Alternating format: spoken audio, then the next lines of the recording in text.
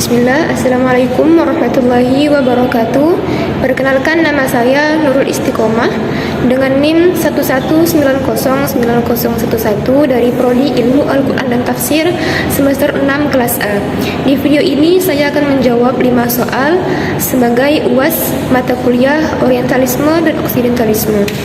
Jadi yang pertama soalnya, jelaskan bagaimana kerangka kerja atau framework studi Islam para orientalis di masa postmodern ini.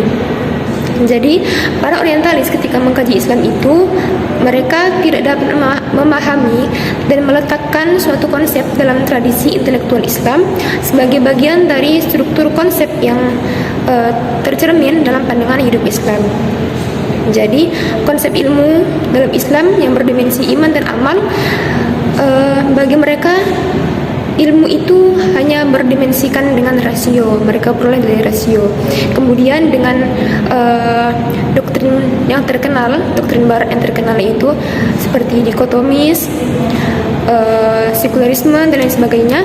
Hal itu menyebabkan pandangan mereka terhadap kajian Islam ini bersifat parsial, sehingga kajian di bidang syariat tidak berkaitan dengan akidah dan kajian akidah tidak berkaitan dengan akhlak. Begitu juga dengan kajian mengenai bidang ekonomi, sosial, politik, dan kebudayaan. Hal ini terlepas dari kajian yang seminal dengan Al-Quran. Begitu juga dengan mempelajari tafsir. Mereka mempelajari tafsir bukan dengan metodologi tafsir, melainkan dengan metodologi Bible. Kemudian soal yang kedua, jelaskan elemen-elemen pokok falsafah hidup Islam dalam kerangka kerja atau framework studi oksidentalisme. Nah, jadi elemen pokok falsafah hidup Islam dalam studi oksidentalisme ini diantaranya yaitu konsep Tuhan, nilai, wahyu, penciptaan manusia, agama, kebebasan, dan moralitas. Jadi dalam Islam, konsep Tuhan ini memiliki kedudukan yang tinggi dalam akidah dan struktur worldview Islam. Kemudian mengenai konsep nilai, Islam ini menjunjung tinggi adanya nilai, sehingga dalam Islam dikenal dengan adanya hak dan yang batil, yaitu nilai yang benar dan buruk. Kemudian wahyu, pengetahuan dalam Islam tidak bisa terlepas dari adanya wahyu yang diturunkan kepada Rasul, yaitu Nabi Muhammad SAW. Selanjutnya ada penciptaan manusia. Umat Islam yakin bahwa manusia merupakan makhluk ciptaan Allah. Secara tidak langsung manusia mengakui akan keberadaan Tuhan sebagai pencipta. Kemudian adanya agama. Islam sangat menjunjung agama sebagai landasan atau pedoman dalam berpikir maupun bertindak. Dan kemudian kebebasan, jadi manusia memiliki kebebasan dalam bertindak, akan tetapi harus sesuai dengan tuntunan agama. Dan yang terakhir ada moralitas. Jadi manusia sangat menjunjung adanya nilai-nilai yang baik, akhlak dan moralitas ini. Dan hal itu tidak bisa dilepaskan dari nilai-nilai yang terkandung dalam wahyu ya tadi, syariat Islam. Soal yang ketiga yaitu konsep Islamisasi ilmu pengetahuan kontemporer Profesor Al-Attas berbeda secara mendasar dengan apa yang disampaikan oleh Al-Faruqi. Jelaskan perbedaan konsep di antara kedua tokoh tersebut.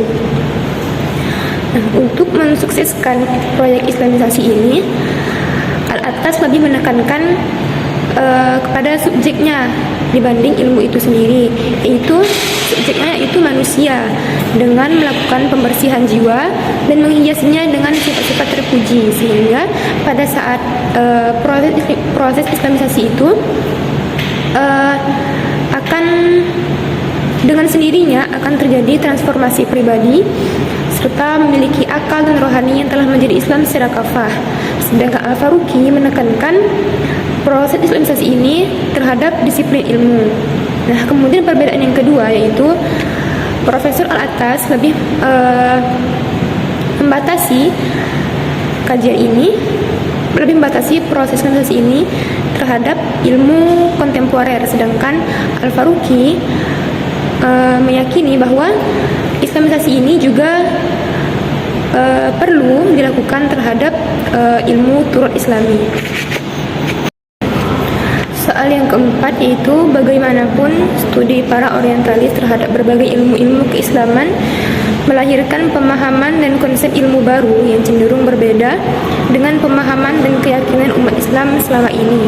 Di antaranya berkembangnya konsep pluralisme agama, feminisme atau gender, dekonstruksi syariah, dan hermeneutika Al-Quran.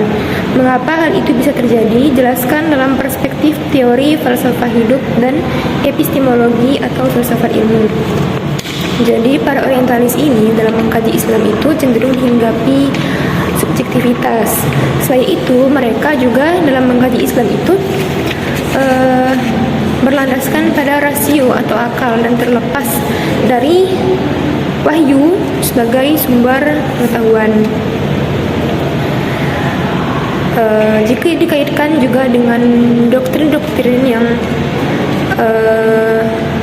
berasal dari barat ini, seperti doktrin penghapusan nilai atau dekonstruksi nilai, maka berangkat dari hal tersebut, hasil penelitian mereka, hasil kajian mereka terhadap Islam cenderung bersifat liberal atau bebas. Hal ini tentu berbeda dengan keyakinan umat Islam yang dimana dalam mengkaji Islam ini berlandaskan pada wahyu, bukan pada akal. Soal yang terakhir, sebagai sarjana muslim, bagaimana respon filosofis Anda tentang membanjirnya berbagai hasil studi orientalis terhadap ilmu-ilmu keislaman khususnya di Indonesia? Jadi menurut saya sebagai sarjana muslim, kita harus memiliki sifat kritis.